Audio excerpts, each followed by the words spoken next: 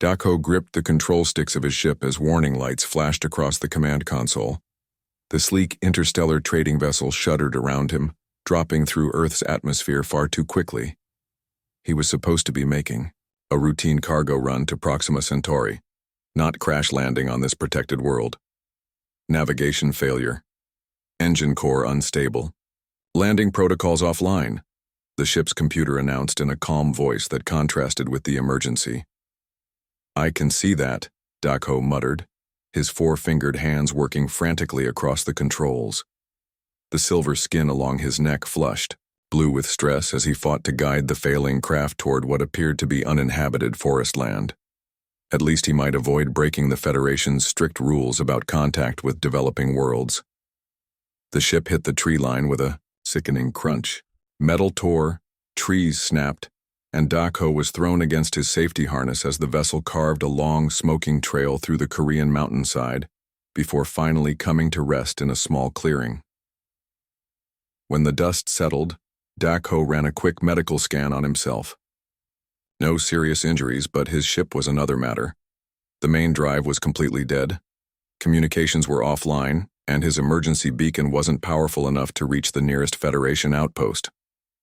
Perfect, he sighed, gathering his repair tools. Just perfect.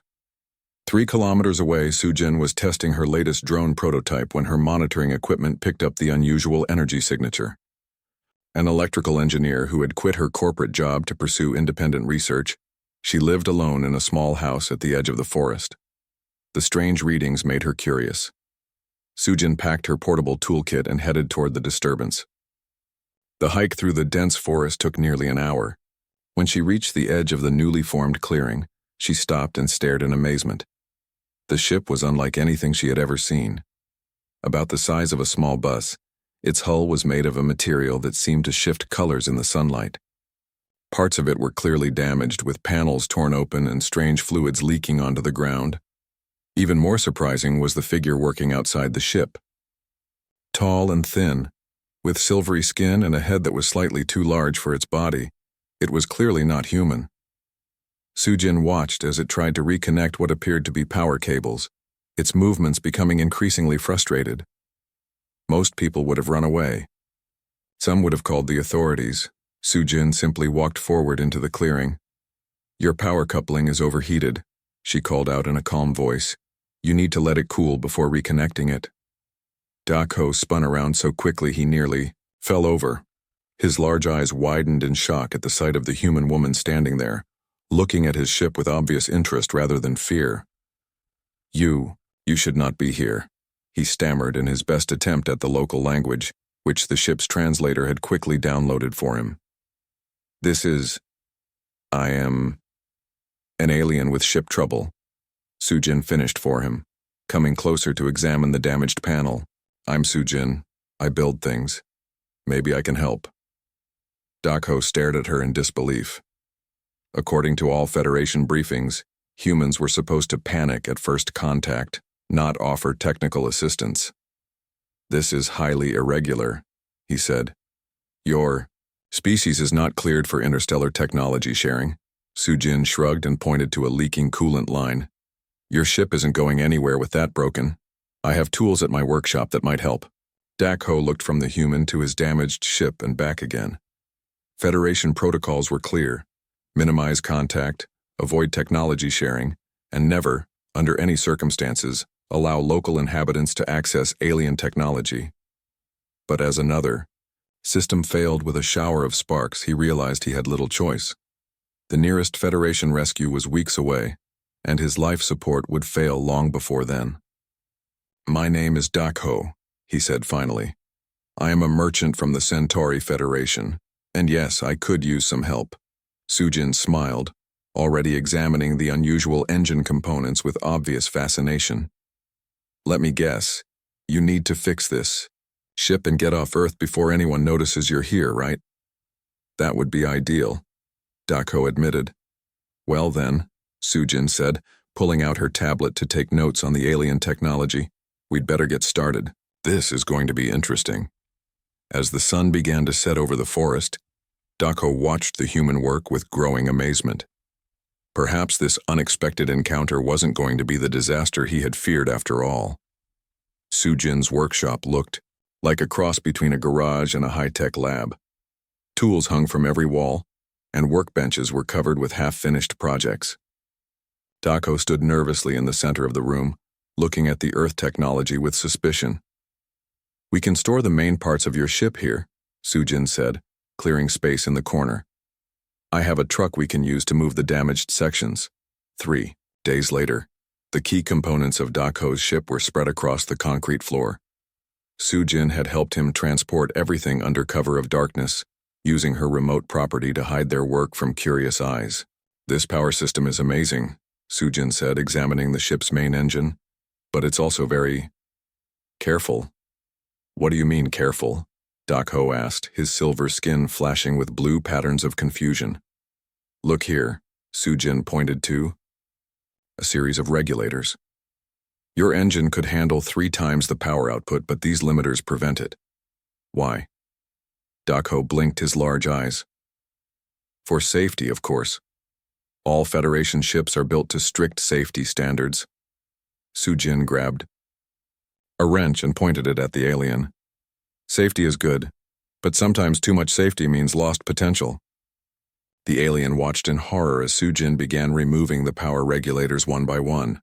"What are you doing? Those are critical safety components." "Trust me," Sujin said with a smile.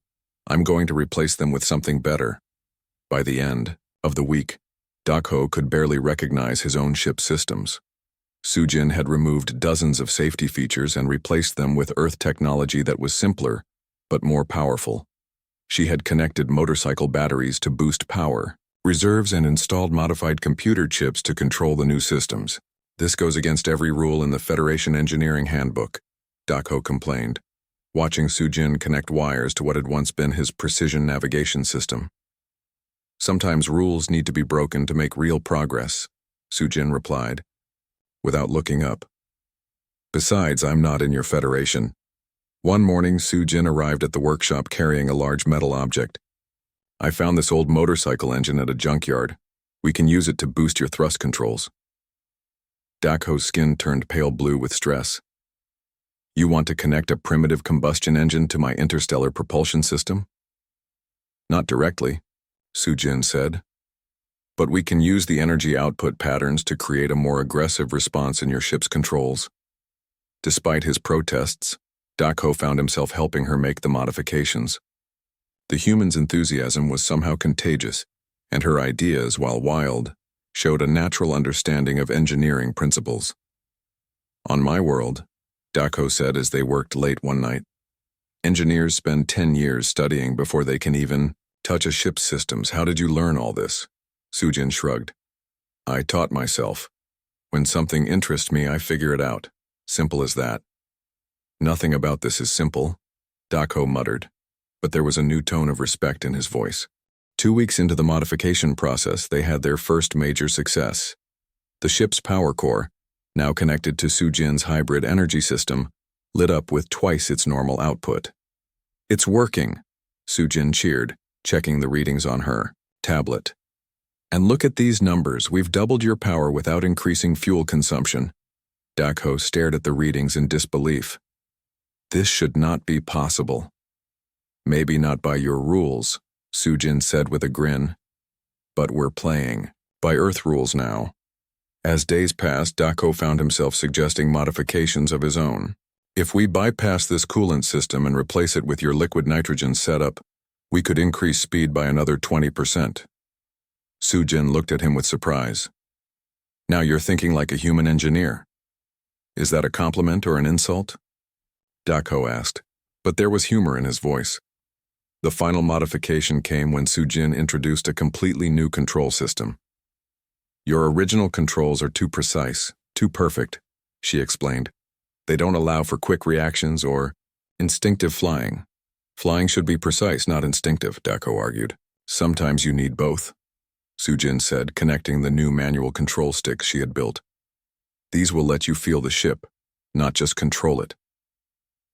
By the time they finished, the ship looked the same from the outside, but its internal systems were a revolutionary hybrid of alien precision and human creativity. As they closed the final panel, Sujin stepped back to admire their work. "It's ready for a test flight," she announced proudly.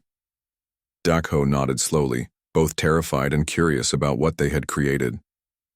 "Let's hope it doesn't explode when we turn it on," Sujin laughed. "Where's your sense of adventure?" "I think I left it somewhere between removing the safety protocols and adding motorcycle parts to my interstellar drive," Dakho replied dryly. But for the first time since crash landing, he was actually excited to see what his ship could do. The night sky was clear and full of stars as Dakho and Sujin prepared for the test flight. They had moved the ship back to the forest clearing, working under the cover of darkness to avoid being seen. "Systems check complete," Dakho announced, his fingers moving across the new control panel. Half of the displays showed the original alien text, while the other half were Earth-made screens Sujin had installed. "Engine power at 100%, Sujin confirmed, checking her tablet. "All the modifications are holding steady." Dakho took a deep breath. "I should do this test alone. If something goes wrong—" "Not a chance," Sujin interrupted, strapping herself into the co-pilot seat she had installed. "I helped build this hybrid system, and I'm going to see it in action." "This violates at least 17 Federation regulations," Dakho muttered, but he didn't try to stop her.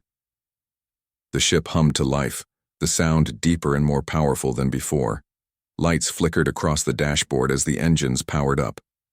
Dakho gripped the new control sticks Sujin had installed, surprised by how natural they felt in his hands. "Ready for takeoff," he said. Sujin grinned. "Let's see what this baby can do." Dakho engaged the thrusters gently, expecting the usual smooth liftoff his ship had always provided. Instead, the vessel shot upward with such force that both passengers were pushed back into their seats. "By the stars," Dakho gasped, quickly adjusting the controls. "The response is incredible." They cleared the tree line in seconds and accelerated toward the clouds. Sujin laughed with pure joy as the G-forces pressed her into the seat. "This is amazing," she shouted over the engine's roar. Dakho couldn't help but agree. His ship had never moved like this before. It responded to his smallest touch, almost as if it could read his mind. They burst through the cloud layer and into the clear night sky above. "Let's try a simple maneuver," Dakho suggested, still cautious despite the ship's obvious success. He gently pushed the control stick to the right, intending to bank the ship in a wide turn. Instead, the vessel rolled completely over, performing a perfect barrel roll before leveling out again. "Oops," Dakho said, his skin flushing blue with embarrassment. "The controls are much more sensitive than I expected." But Sujin was clapping her hands in delight. "That was perfect. Try something else."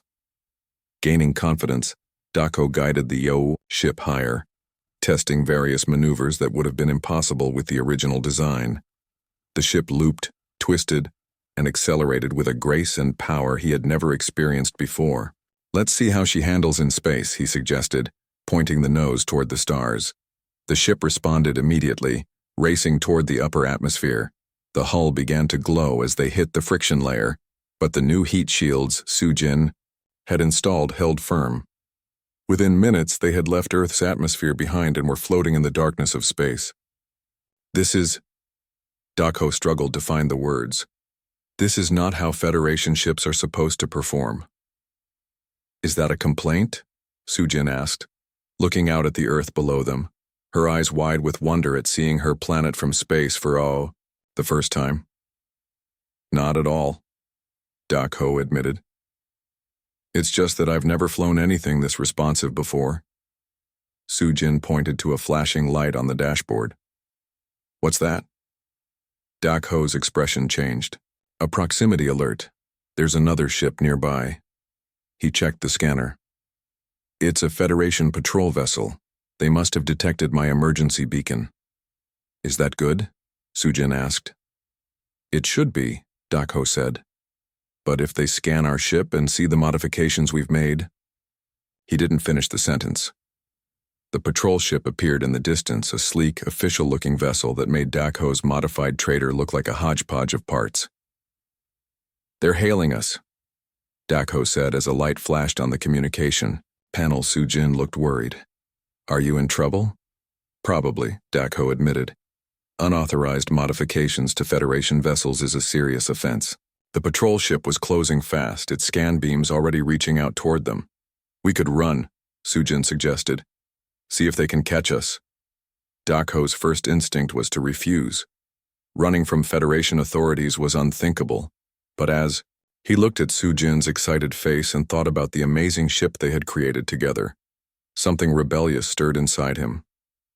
Buckle up, he said, gripping the controls with new determination. Let's see what this ship can really do. He pushed the throttle forward, and the modified vessel leapt ahead with incredible speed. The patrol ship immediately gave chase, but Dako could see from the readings that they were already outpacing it. They can't match our speed, Sujin shouted, watching the distance between the ships grow on the radar. Dako executed a series of tight maneuvers that would have torn the ship apart before Sujin's modifications. Now it responded perfectly, dancing through space with unprecedented agility. I never thought I'd say this, Dako admitted as they left the patrol ship far behind. But your crazy human modifications just saved us. Sujin smiled, looking out at the stars that now seemed within reach. So where should we go next? For the first time since crashing on Earth, Dako felt true excitement about the future. Anywhere we want. The galaxy just got a lot smaller. The vastness of space stretched before them as Dako plotted their course on the newly modified navigation system. Sujin hovered over his shoulder, still amazed by the holographic star map that floated in the air between them. So this is your home system? Sujin asked, pointing to a cluster of stars that Dako had highlighted. The Centauri Federation. Yes, he confirmed. We should reach it in about 3 Earth days with our new engine configuration. Sujin couldn't hide her excitement. 3 days to travel over 4 light years? That's incredible. It would normally take 2 weeks in a standard merchant vessel, Dako explained. But nothing about this ship is standard anymore. They had been traveling for 6 hours since escaping the Federation patrol ship. Sujin had transformed the ship's small cargo hold into a living space, setting up a simple bed and organizing their supplies. Dako had shown her how to use the food synthesizer, which could create approximate versions of Earth meals from its database. Still think we should have stopped at that space station, Sujin said, sipping what the synthesizer claimed was coffee. Dako shook his head. Too risky. News of our modified ship has probably spread through Federation channels by now. Are we fugitives? Sujin asked, sounding more thrilled than concerned. I prefer to think of us as independent researchers, Dako replied with a small smile. He had started picking up human expressions during their time together. On the second day of their journey, they encountered their first real test. The ship's sensors detected a commercial transport vessel ahead, moving slowly through an asteroid field that the regular routes typically avoided. Something's wrong with that ship, Dako said, studying the readouts. Its engine output is fluctuating. Sujin peered at the screens. Should we help them? Before Dako could answer, a new alert sounded. 3 smaller ships appeared on the radar, moving quickly toward the transport from different directions. Pirates, Dako said grimly. They target damaged ships in remote sectors. We have to help, Sujin insisted. Dako hesitated. Our ship isn't built for combat. We should call for Federation assistance and, by the time help arrives, it will be too late, Sujin argued. Besides, no other ship can move like ours. Looking at the determination in her eyes, Dako made his decision. He adjusted their course directly toward the transport ship and pushed the engines to maximum power. What's the plan? Sujin asked, strapping herself into the co-pilot seat. We'll use our speed to disrupt their attack pattern, Dako explained. Pirates rely on surrounding their target. If we can break their formation, the transport might have a chance to escape. Their ship cut through space at incredible speed, covering the distance to the transport in minutes. The pirate vessels hadn't detected them yet, focused as they were on their intended prey. Hang on! Dako called as he pushed the ship into a tight spiral between 2 of the pirate vessels. The Pirates scattered in surprise as the unknown ship blazed past them. Dako executed a series of rapid maneuvers that would have been impossible before Sujin's modifications, drawing the pirates' attention away from the transport.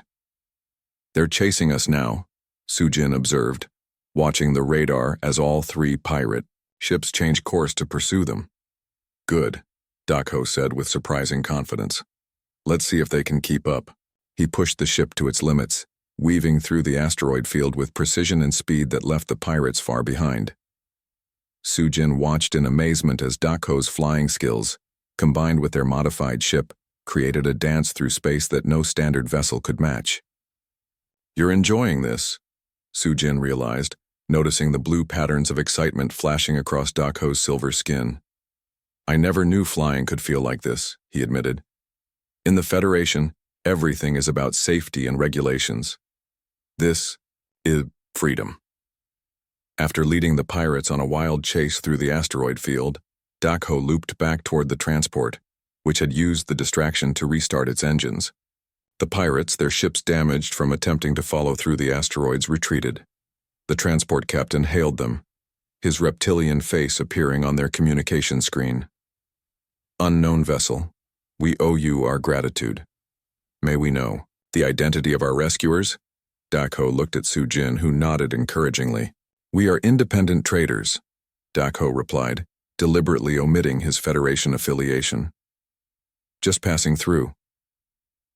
Your ship moves unlike anything I've seen in 30 cycles of space travel," the captain said admiringly.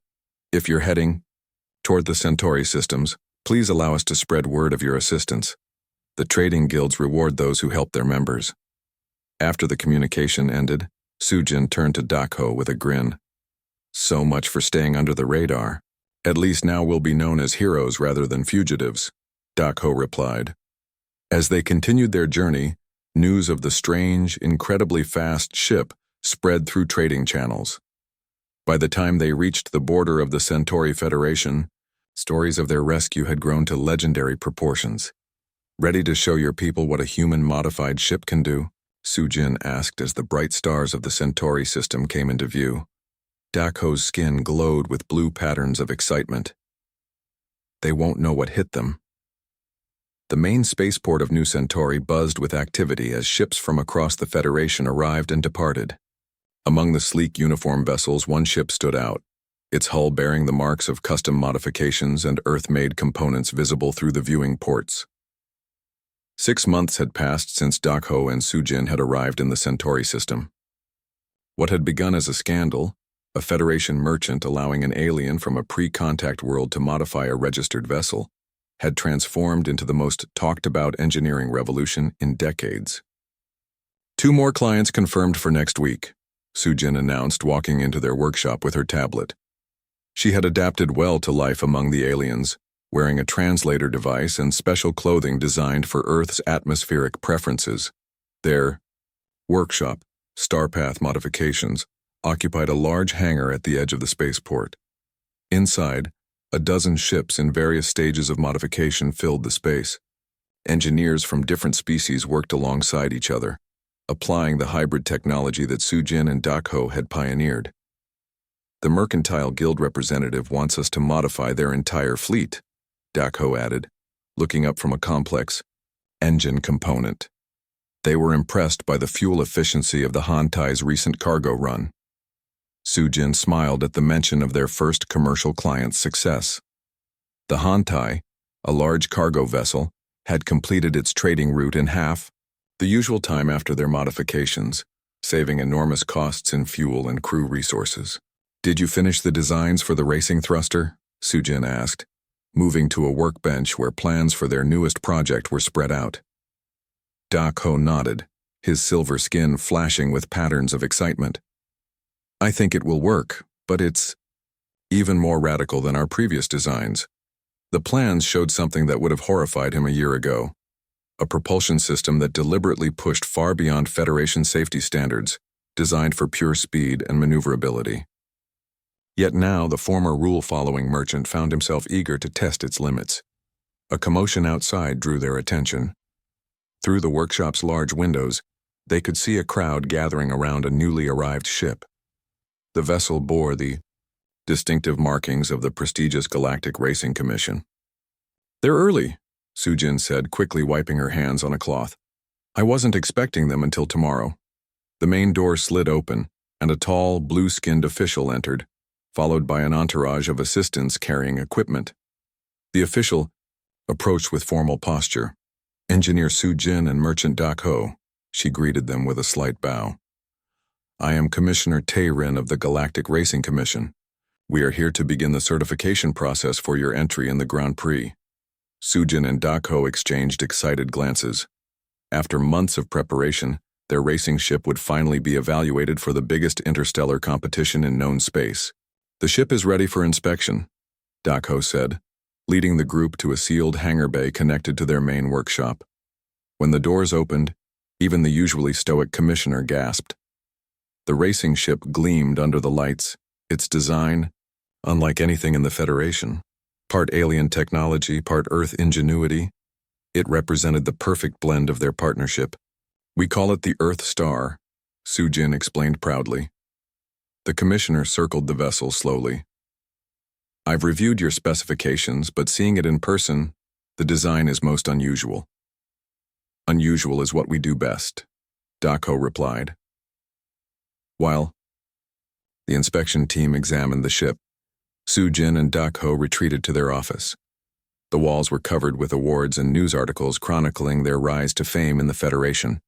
One headline particularly stood out: "Earth-Centauri Partnership Revolutionizes Space Travel."